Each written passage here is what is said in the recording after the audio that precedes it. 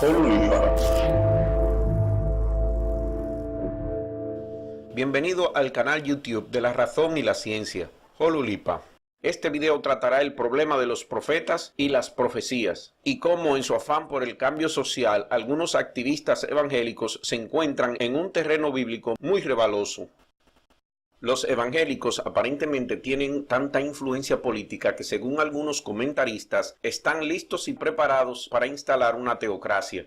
Tales críticos no notan que distintivamente hay poco de evangélico sobre la forma de cómo los evangélicos ejercen la política. El énfasis evangélico sobre la conversión, la cruz, la Biblia y el activismo no equivalen a un sistema teológico completo e independiente. Tampoco nos llevan lejos en la comprensión de la política, que requiere al menos alguna comprensión de la historia, el gobierno, el derecho, la justicia, la libertad, los derechos humanos, la misericordia, la violencia y la guerra. Los evangélicos reflexivos que tratan de entender la política a menudo se basan en los recursos más amplios de la enseñanza calvinista, anabautista, anglicana, luterana o católica. A través del trabajo de misioneros evangélicos en Brasil, África, Centroamérica y la República Dominicana, las sectas religiosas cristianas han crecido considerablemente en estas regiones, y debido a la política de estas organizaciones de intervenir en la política de esos países, más y más de sus devotos son elegidos o contratados por la administración pública, trayendo consigo una amplia gama de cambios políticos que levantan los temores de una nueva era de un reinado de la teocracia. Y este avance lo han logrado basándose en gran parte a la interpretación de profecías. Y es por eso que las misiones de esos evangélicos son específicamente en esas regiones y países. La superstición encuentra mayor público entre las poblaciones pobres y de poca educación, y la explotación de las profecías y el cumplimiento de la misma es toda una superstición. Y como resultado de esta avanzada de los evangélicos para obtener poder político, ya en Brasil hubo una candidata que casi gana la presidencia, a Dilma Rousseff. También han habido candidatos evangélicos a la presidencia de Guatemala. En el Perú, congresistas de mucho poder son evangélicos y han parado todo intento de permitir uniones civiles entre parejas del mismo sexo. En República Dominicana, una asamblea constitucional dominada por los evangélicos y la Iglesia Católica logró incluir en la Constitución Dominicana la ilegalidad del aborto, revirtiendo así una tradición de décadas. Y ya ustedes se han enterado de toda la campaña de odio que ocurre en varios países de África en contra de la homosexualidad y otros grupos LGBT, que no es una campaña limitada a declararles ilegales sus acciones, sino una campaña que ha provocado innumerables muertes y encarcelado a innumerables miembros de esa comunidad. Y este movimiento evangélico sigue creciendo y ahora todas sus armas apuntan a México, donde los pastores y las iglesias promueven constantemente entre sus feligreses que participen en la política del país. Tal influencia ha llegado inclusive a los medios de comunicación. El canal Telemundo ha sido llamado el líder del movimiento evangélico hispano. Esto convierte a estos políticos evangélicos en la amenaza más grande a la democracia latinoamericana. Porque aunque la Iglesia Católica ha tenido históricamente mucho poder, los gobiernos latinoamericanos han sido básicamente seculares y mantenido una saludable separación entre las iglesias y el Estado. Las iglesias evangélicas quieren cambiar eso, pues su objetivo ulterior no es mantener la democracia, sino implementar gobiernos que avancen la agenda evangélica y que coarte los derechos adquiridos por los latinos americanos después de muchas décadas de lucha contra los conservadores y el militarismo en la región. Es ese el poder de las personas motivadas por las profecías y el destino apocalíptico. Ahora que vamos a entrar en la fase de los profetas de nuestra serie La Verdadera Biblia, sería bueno explicar por qué las profecías de estos profetas no se cumplen y cuando se cumplen, por qué razón lo hacen y qué tanta incidencia tuvieron esta en crear una religión diferente a la judía y darle divinidad a un carpintero del primer siglo de nuestra era. El daño que esta práctica inflige entre todos los ciudadanos que creen en ella. La profecía bíblica comprende los pasajes de la Biblia que reflejan las comunicaciones de Dios a los seres humanos a través de los profetas. Los judíos y los cristianos generalmente consideran que los profetas bíblicos recibieron revelaciones directamente de Dios. Los profetas mayores son una agrupación de libros en el Antiguo Testamento cristiano. Estos libros se centran en un profeta tradicionalmente considerado como el autor del libro respectivo. El término mayor se refiere a su longitud en distinción a los 12 profetas menores, cuyos libros son mucho más cortos y agrupados juntos con un libro único en la Biblia hebrea. Los libros en el orden que aparecen en el Viejo Testamento cristiano son el libro de Isaías, Jeremías, Lamentaciones, que también es atribuido a Jeremías, Baruch, que no está en las Biblias protestantes y atribuido a Baruch ben Nerías, el escriba de Jeremías, Ezequiel y Daniel. Existen 12 profetas menores en la Biblia hebrea.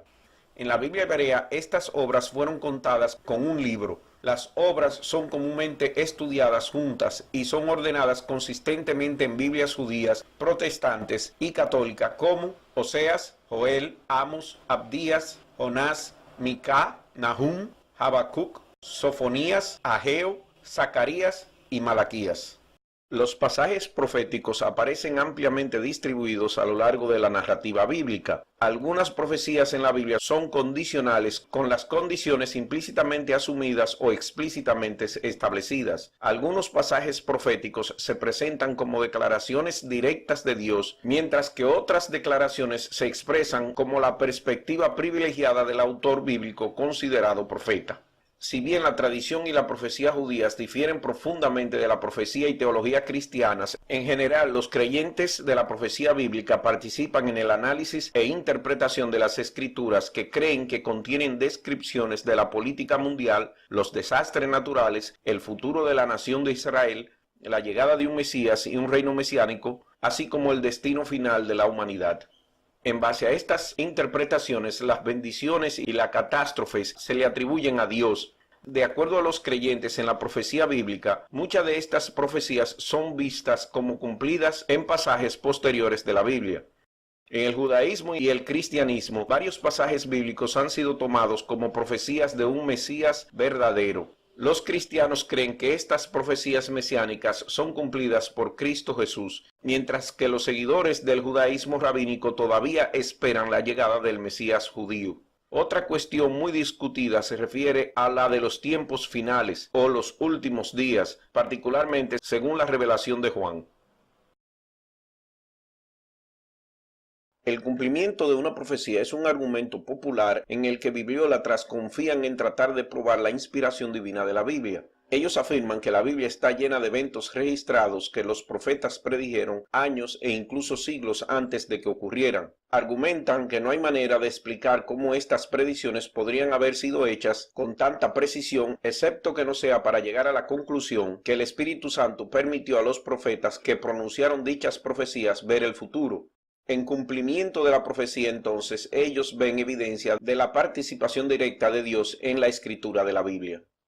Un defecto muy simple en el argumento de la profecía y el cumplimiento es que prever el futuro no necesariamente prueba la guía divina. Los psíquicos han existido en cada generación, y algunos de ellos han demostrado asombrosas habilidades para predecir eventos futuros. Sus poderes, entre comillas, aunque desconcertantes para los que lo presencian, no suelen considerarse de origen divino. Si entonces los profetas del Antiguo Testamento en ocasiones preveían el futuro, una premisa cuestionable en el mejor de los casos, tal vez eran meramente los Nostradamus y Edgar Cayce de la época.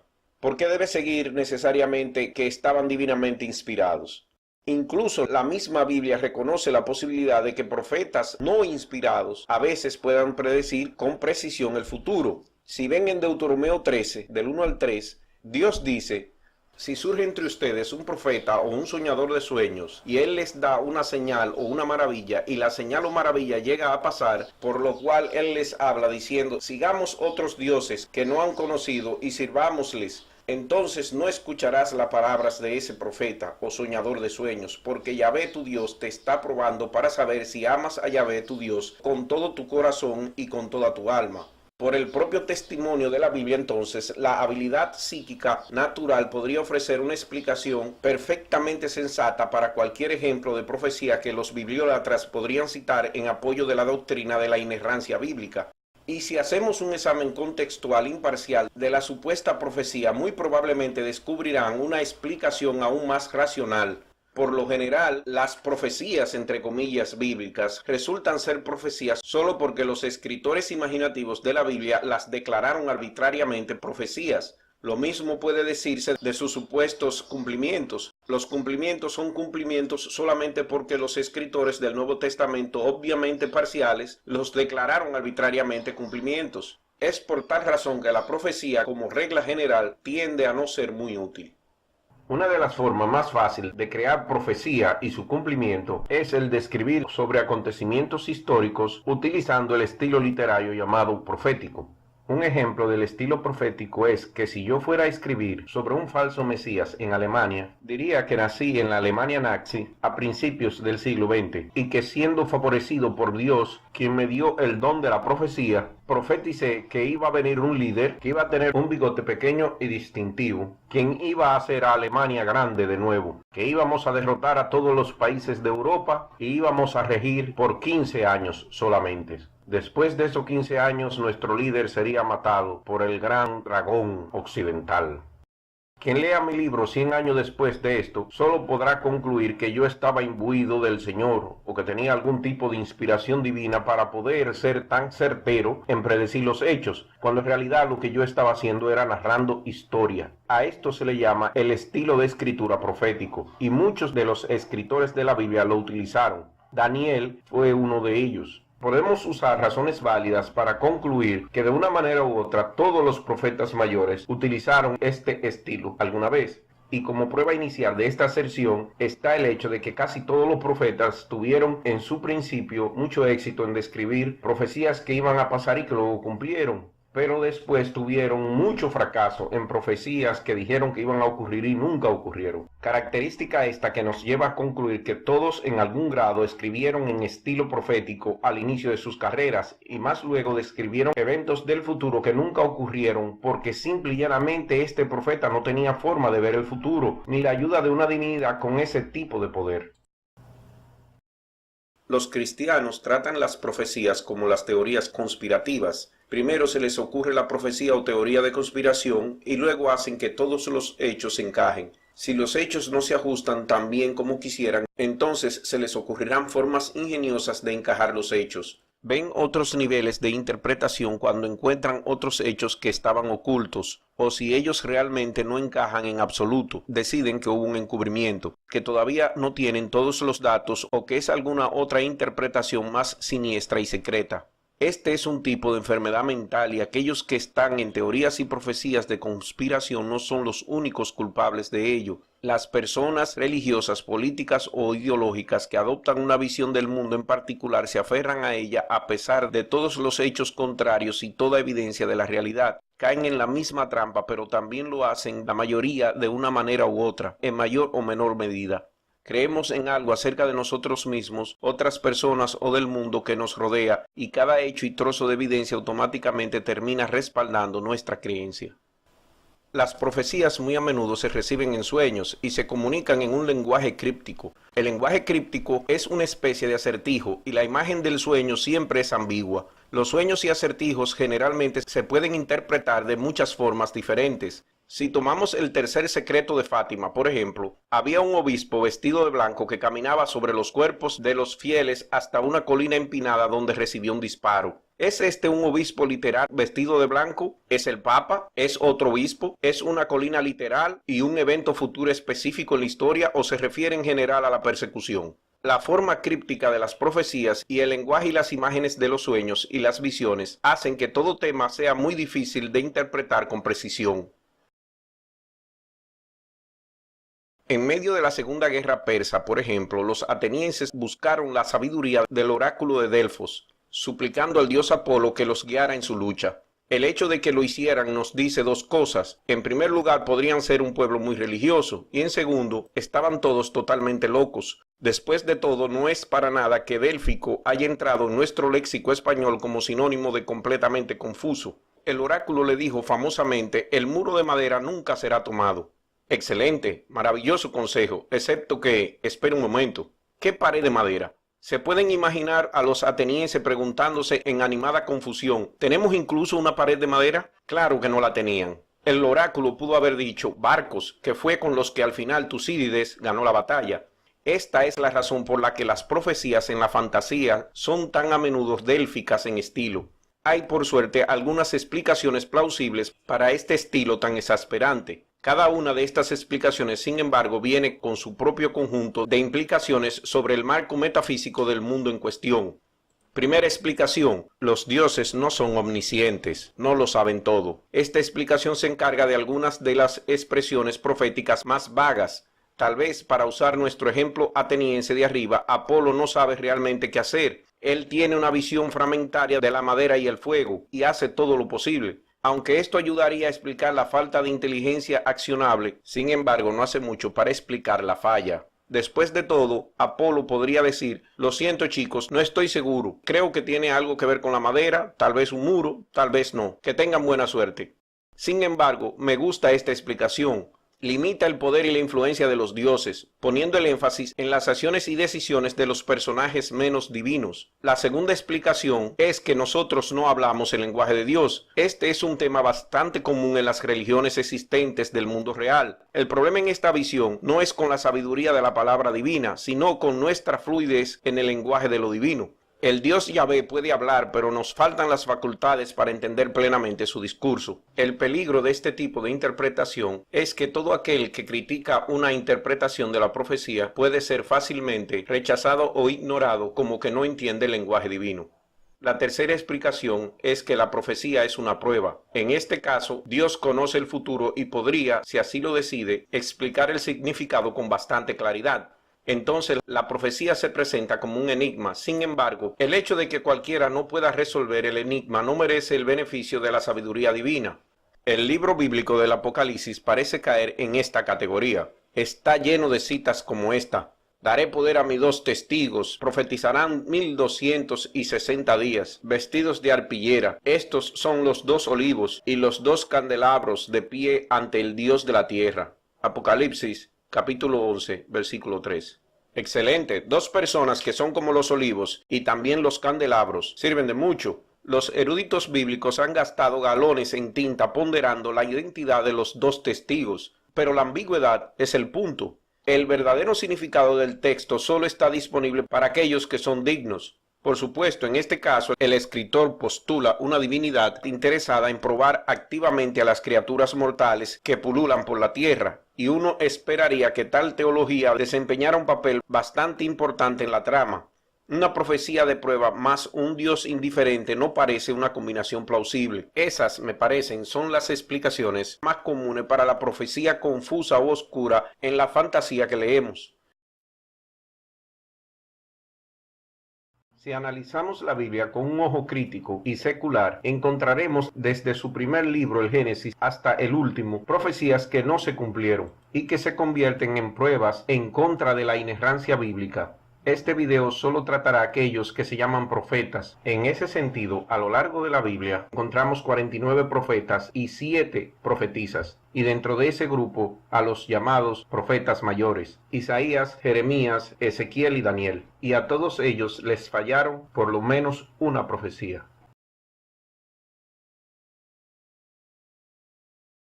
La profecía isaíana habrá de cumplirse inexorablemente, dicen los cristianos modernos. El Mesías será descendiente de la casa de David, reinará sobre Judá, y en su reinado el templo será un lugar de oración para todos los pueblos. También fundará un imperio de paz. Sin embargo, ungido, como se usa en Isaías 45, versículo 1, se traduce al hebreo como Mesías y al griego como Cristo. Aunque nunca fue ni será admitido por los cristianos, este pasaje parece afirmar que Ciro era el Mesías, no Jesucristo. Desde el capítulo 45, versículo 1, se trata de que Jehová nombra por ungido a una persona llamada Ciro, y este dice que es una profecía ya cumplida al menos 140 años antes de que los persas violaran las puertas de Babilonia. Hay un problema menor, y es que está escrito en tiempo pasado, y se cree que fue escrito después que la conquista se había producido. Incluso si este no fuera el caso, Babilonia no se menciona, lo que significa que la profecía equivale a que un tipo llamado Ciro conquistara un lugar con puertas en algún momento u otro. Muchos versículos después del capítulo 45 son usados en los evangelios para decir que este libro habla de Jesús. Sin embargo, en Isaías 53, versículo 10, esta aserción es destruida.